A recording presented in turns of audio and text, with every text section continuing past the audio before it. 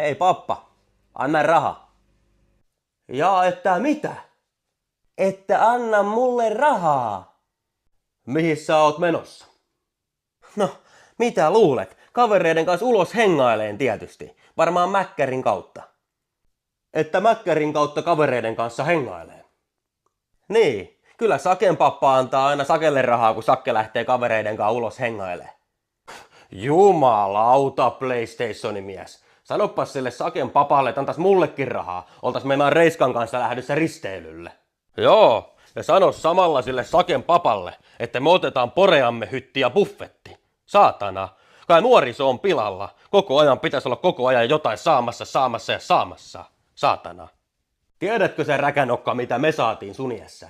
Me saatiin lapio käteen ja käsky mennä töihin, saatana. Rahaa sai ainoastaan vaan silloin, jos sitä löysi itse ojasta.